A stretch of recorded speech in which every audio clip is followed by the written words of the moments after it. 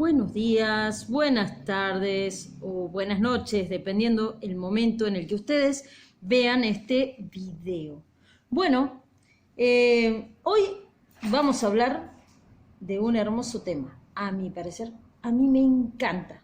Hoy vamos a hablar de los policiales, ¿sí? Y los dos tipos más generales de policiales, que son los policiales clásicos o los policiales negros.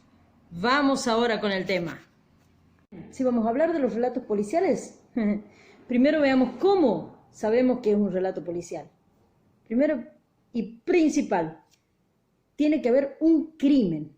Ese crimen tiene que ser perpetuado, tiene que ser realizado por alguien, o sea, un criminal. Necesitamos un criminal. Necesitamos también sospechosos, necesitamos pistas, necesitamos un investigador. Y además necesitamos saber, finalmente, por qué se realizó ese crimen y cómo. Son las preguntas fundamentales. ¿Quién? ¿Por qué?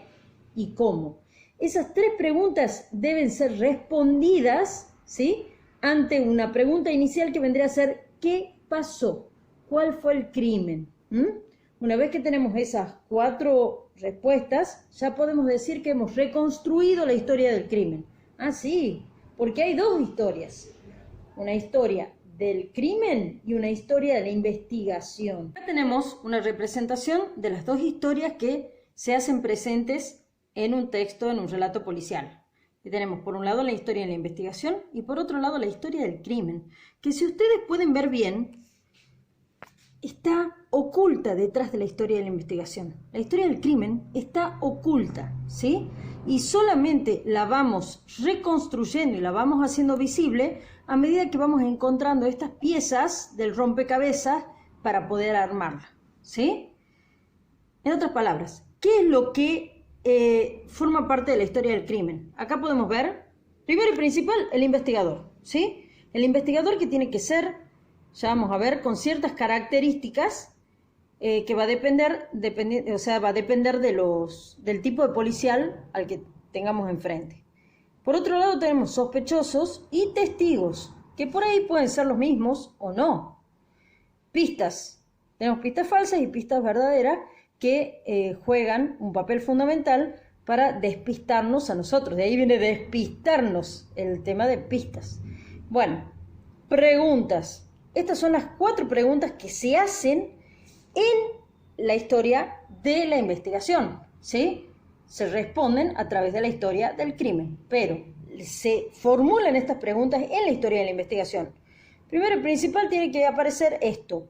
¿Qué pasó? O sea, un cadáver. Un cadáver en el caso de un asesinato, por supuesto, en el caso de un robo, en el caso de un asalto, ¿sí? Tiene que haber justamente plata desaparecida, o sea, siempre hay alguien que ha sido dañado a través de este crimen, ¿sí? ¿Quién? ¿Quién lo perpetuó? ¿Quién es el culpable? ¿Cómo lo hizo? ¿Y por qué lo hizo? Estas cuatro preguntas son fundamentales en un relato policial. Vamos a la historia del crimen, que es la historia que nosotros vamos a reconstruir a través de la historia de la investigación. Primero, tenemos la respuesta al quién lo hizo, que vendría a ser el criminal, ¿sí? Después, tenemos la respuesta de la víctima. ¿Quién es la víctima? Muchas veces esto está prácticamente desde el comienzo, otras veces no. Otras veces la víctima aparece desarrollada o aparece mostrada a medida que va pasando la investigación, ¿sí? ¿Quién es? ¿Cómo es? Nos va haciendo un pantallazo, dependiendo del tipo de texto que tengamos, ¿sí? De ahí tenemos testigos, móvil y el mecanismo que ese criminal ha utilizado, ¿sí? Por lo tanto, testigos que serán los mismos testigos o sospechosos, en este caso, acá tenemos evidentemente de incógnito al criminal, ¿sí? Acá no, acá tenemos los testigos que pueden llegar a haber aparecido en el camino, ¿sí? El móvil responde a la pregunta de ¿por qué? ¿Se acuerdan? Y el mecanismo usado responde a la pregunta del cómo. Vendrían a ser las circunstancias que rodean a ese crimen. Todo esto lo sabemos a medida que en la investigación se formulan las preguntas, se ponen las pistas y los testigos. Se los pone sobre la mesa y se va armando este rompecabezas. Esas son las características de todo relato policial. De todo relato policial. Realmente hay muchísimos relatos policiales muy diferentes entre ellos. Va a depender mucho de la época. Si hay relatos policiales de principios del siglo XIX, vamos a tener un estilo de relato policial, y a principios del siglo XX vamos a tener un estilo completamente diferente. Y ahí, esto me da la introducción para poder hablar de los dos tipos generales de relatos policiales, clásico o negro. Acá podemos ver algunas características en donde se diferencian los relatos clásicos, ahí, y los relatos negros. Por ejemplo, los relatos clásicos surgen en Inglaterra, ¿sí? Y el primer precedente que tenemos de un relato clásico es el de Edgar Allan Poe con Los crímenes en la calle Morgue. Así también los relatos negros tienen su origen en Estados Unidos, ¿sí? Y los primeros precedentes son los cuentos que salen en la revista Black Mask. Por eso, que vendría a ser la máscara negra. Por eso se los llama negros, ¿sí? Porque esto es el primer precedente que se tiene de los relatos que se llaman negros, ¿sí? Ya vamos a ver qué diferencias hay, además de esa. Surge en la modernidad, a principios del siglo XIX. Aclaremos, ¿qué características tiene? Tiene la característica de los avances científicos y todo en Inglaterra, como les decía, ¿sí? En cambio, acá nosotros tenemos como origen el siglo XX, o sea, un siglo más bien de depresión y de crisis en Estados Unidos. Recordemos, es donde surge el relato negro. Lógicamente que si hablamos de depresión y de crisis, eso va a tener mucho que ver con algunos temas como la corrupción, como la crisis, la necesidad de dinero, ¿sí? El móvil de los crímenes van a tener mucho que ver con esto. Ya vamos a ir viendo. Acá nosotros vemos en el relato clásico que los crímenes tienen más bien un tinte psicológico o personal. Por ejemplo, si son criminales seriales, acá tenemos crímenes psicológicos, la psicopatía. En cambio, crímenes personales es cuando más bien tienen un tinte emocional, muchas veces, ¿sí? Generalmente van a ver esos cuentos o esas películas donde hay un criminal en una casa y hay un montón de gente reunida y el investigador va viendo cuál de ellos ha sido el asesino. ¿Y qué decimos siempre? El asesino es el mayordomo. Bueno, acá tenemos los crímenes sociales. ¿Qué significa? Que muchas veces tienen que ver, como les decía hace rato, con esta crisis, con la necesidad de dinero, ¿sí? Con el peligro de que alguien los delate por una red criminal en la que están participando, ¿sí? Por drogas, por alcohol, por una serie, digamos, de situaciones que tienen que ver con una problemática social que es justamente la que surge en esta época. Bueno, de los relatos clásicos, se busca la verdad, se busca saber qué pasó, se busca saber, o sea, si bien las 4 preguntas corresponden a todos los relatos policiales, pero esta es la más importante, ¿sí? El descubrir cuál es la verdad, qué es lo que pasó realmente, más allá del culpable. Queremos saber, queremos entender esto, y esto es el enigma principal. En cambio, en el caso de los relatos negros, se busca más que nada un culpable, ¿sí? Esto es lo primordial, esto es lo que está antes que nada. Vamos. ¿Qué dice acá? En el clásico la historia de la investigación y la historia del crimen no se mezclan. El investigador es uno, los testigos y todo, como les he mencionado hace rato. En esto se cuenta una historia y a través de esa historia se construye la otra. Perfecto. Ahora, vamos a los relatos negros. A veces la historia de la investigación y la historia del crimen se confunden o solo se cuenta una historia. ¿Por qué? Porque lo que hace el relato negro en general es romper esa estructura que tiene el relato clásico, ¿sí? La quiebra en función justamente de la creatividad, en función de la invención, ¿sí?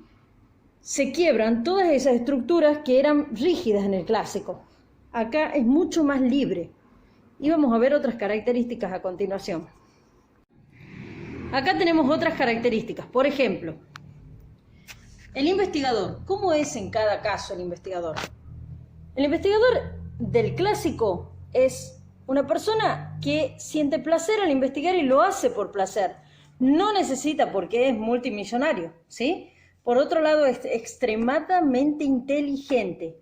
Utiliza solamente la razón y es principal. En los personajes, los buenos y los malos, están bien diferenciados. Por lo tanto, el investigador es una persona realmente impecable, ¿sí? Del que no podemos dudar. Así también, los negros. El investigador ya no investiga por placer como allá, sino por necesidad. Necesita dinero, necesita trabajar. Es un ex policía o un policía, ¿sí? No un multimillonario, como en aquel caso, ¿se acuerdan? Además, es arriesgado, no es tan inteligente como en aquel caso, arriesga su vida, hay acción, violencia y una gran cuota de suerte en la resolución de sus crímenes. ¿Recuerdan que no es tan inteligente? Entonces, también necesita de la suerte. Allá.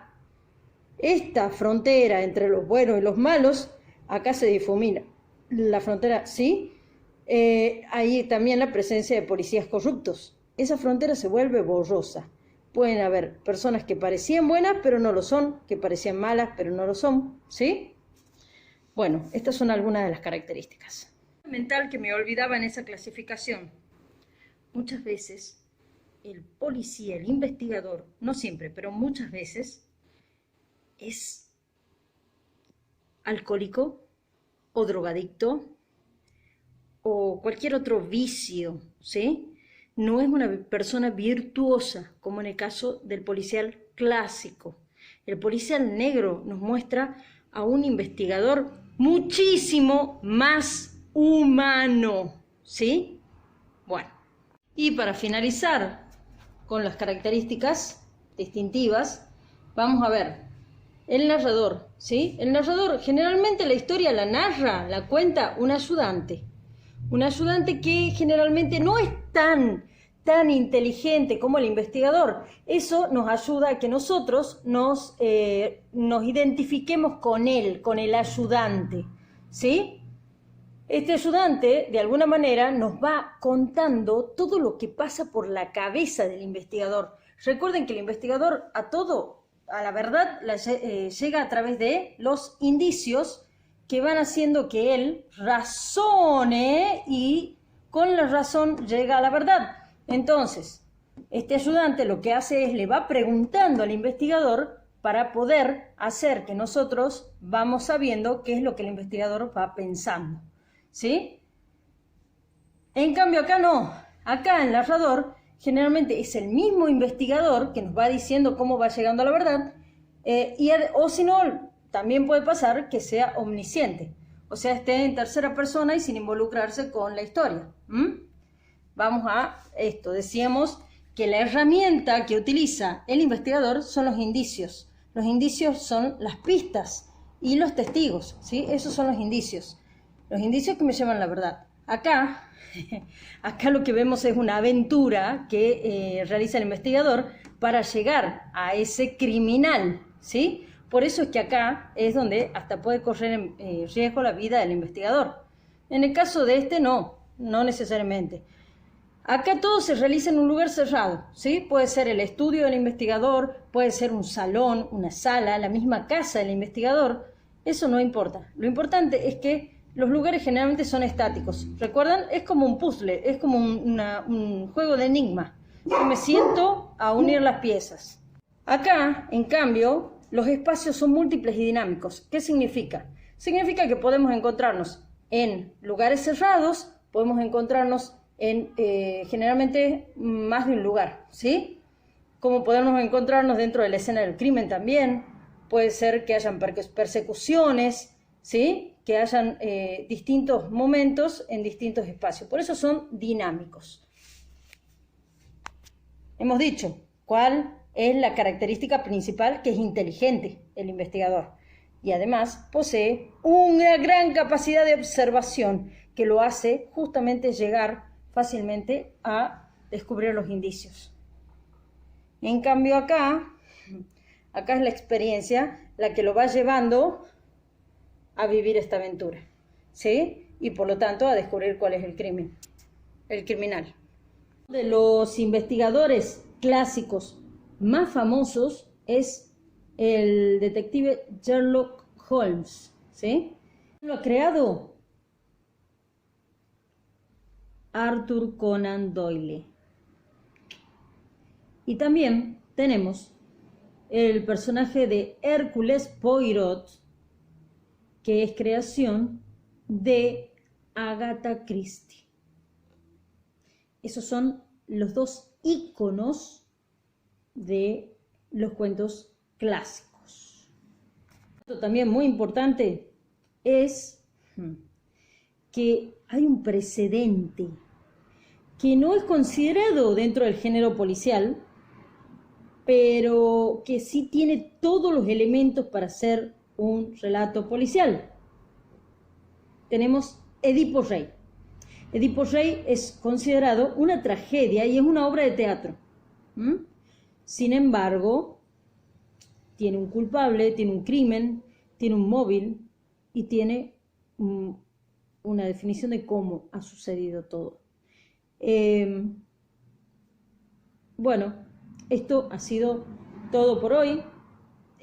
Cualquier duda, ustedes ya saben, se pueden comunicar conmigo. Y nos vemos en la próxima clase.